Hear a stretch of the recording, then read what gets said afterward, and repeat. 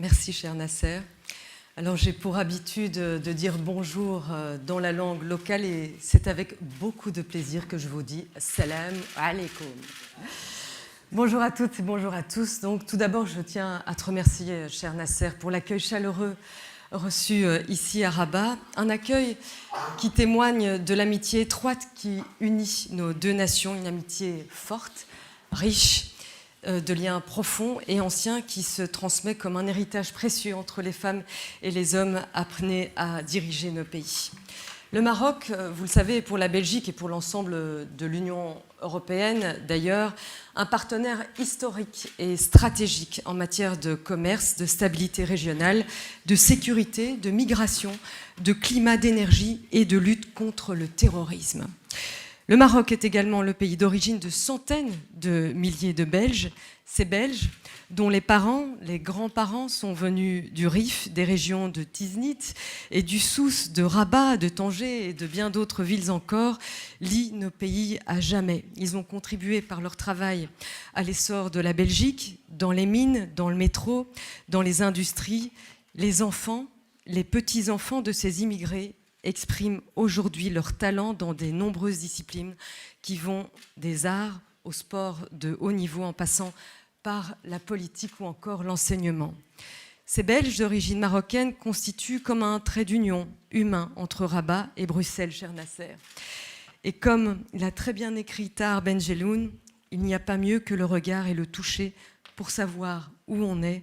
Et j'ai retrouvé ici les regards de ces enfants d'immigrés avec lesquels j'ai grandi dans les rues de Bruxelles.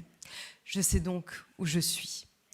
Aujourd'hui, je me réjouis de notre volonté de partager, de progresser davantage dans nos relations bilatérales, économiques et commerciales et lancer un dialogue stratégique afin d'optimiser notre coopération dans divers domaines. Je suis venue, vous l'avez dit, cher Nasser, avec un agenda positif. Je suis venue pour consolider notre partenariat stratégique. Nos excellentes relations, l'importance de nos liens historiques et nos défis communs rendent toutefois l'établissement d'un dialogue régulier, structuré, plus que nécessaire. En ce qui concerne nos relations économiques et commerciales, le succès de la mission économique princière que tu as évoquée en 2018 a illustré l'intérêt des entreprises belges pour le Maroc et a offert de très nombreuses opportunités. Je suis très heureuse d'ailleurs d'apprendre que des entreprises marocaines manifestent de l'intérêt pour la Belgique. Ces échanges et contacts doivent se poursuivre et je me félicite de votre soutien et de votre volonté. Malheureusement, l'époque que nous vivons nous amène aussi à parler des conflits auxquels nous devons faire face ensemble. Alors que les frappes russes et les violations flagrantes continuent en ce moment en Ukraine, nous avons exprimé notre profonde préoccupation face aux répercussions de cette guerre injuste et non provoquée de la Russie contre l'Ukraine. Cette guerre doit cesser et toutes les mesures que nous prenons, dont les sanctions, visent cet objectif. C'est cette guerre menée par la Russie qui est la seule responsable de l'aggravation de la crise humanitaire, alimentaire et énergétique mondiale.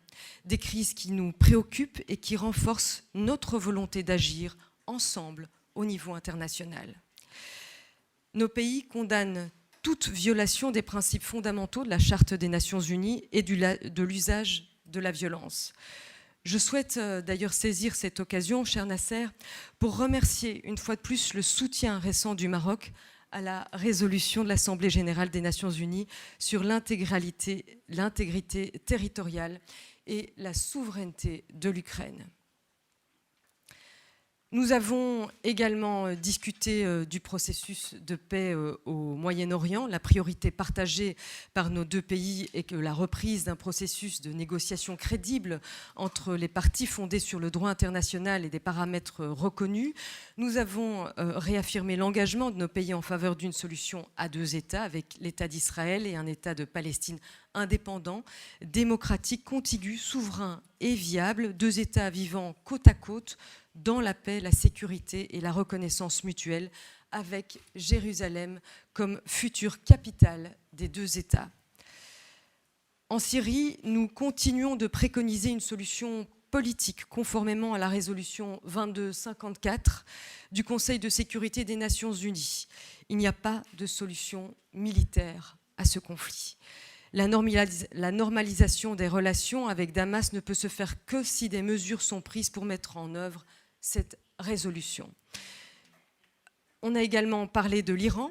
La Belgique et le Maroc partagent les mêmes préoccupations concernant les programmes nucléaires et d'armement de l'Iran, ainsi que le soutien iranien à des intermédiaires, des proxys dans la région, qui a des effets déstabilisants pour toute la région. Sur l'accord nucléaire, nous partageons la nécessité de le rétablir.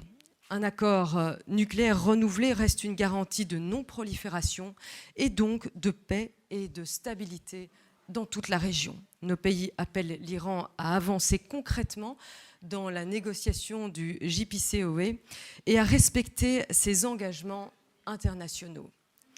Lors de notre entretien, j'ai exprimé mes fortes préoccupations quant à la lourde répression aussi. La lourde répression et aux violences à l'encontre des manifestants qui ont actuellement lieu en Iran. La Belgique a été parmi les premiers États à soutenir les nouvelles sanctions proposées par l'Union européenne. La Belgique continue également à soutenir le peuple iranien dans sa demande de voir ses droits fondamentaux garantis. Nous avons également eu des échanges de vues sur le Sahara occidental, dont il est important que le processus politique reprenne. Une solution politique négociée, juste, durable et mutuellement acceptable est essentielle. Notre pays appelle au respect du cessez-le-feu et soutient le processus politique mené par les Nations Unies. Nous avons réitéré notre soutien aux efforts du secrétaire général des Nations Unies, de son envoyé spécial personnel, Staffan de Mistura, et appuyé et reconnu le rôle important de la MINURSO pour faire avancer le processus politique.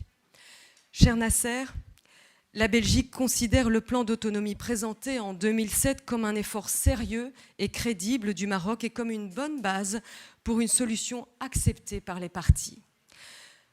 Avant de conclure, je voudrais te remercier, cher Nasser, pour les échanges fructueux, l'agenda positif axé sur notre avenir et souligner que je me réjouis sincèrement de notre coopération et de notre volonté de poursuivre notre dialogue, notamment au sein du Conseil des droits de l'homme, auquel la Belgique et le Maroc viennent d'être élus ensemble. Je vous remercie. Shukran.